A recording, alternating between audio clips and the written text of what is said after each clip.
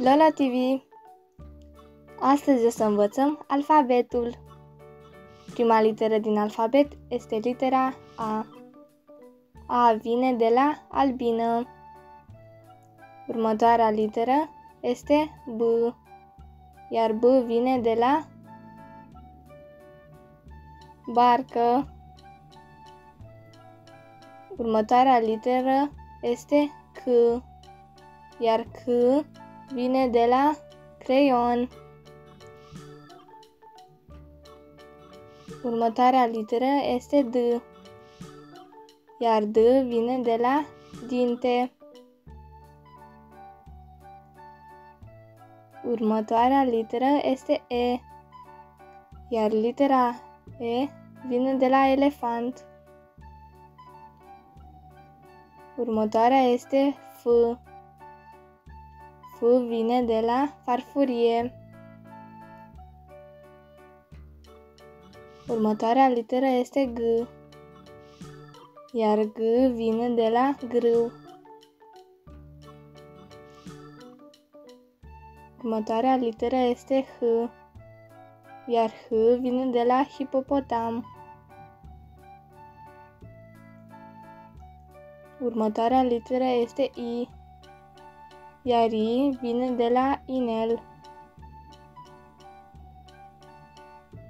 Următoarea literă este J, iar J vine de la jeleu. Următoarea literă este K, iar K vine de la kilogram. Următoarea literă este L, iar L vine de la lămâie. Următoarea literă este M,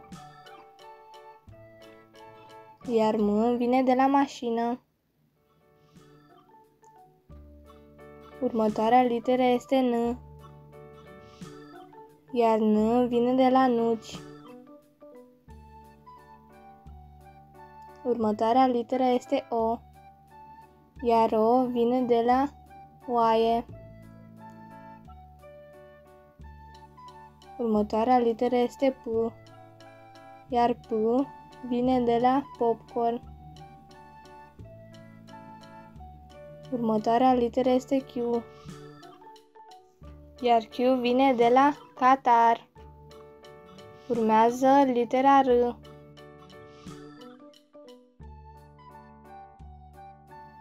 iar R vine de la robot. S, iar S vine de la supă. Urmează U, iar U vine de la ulei. V, iar V vine de la veveriță. Urmează litera W. W vine de la Windows. X, care vine de la xilofon.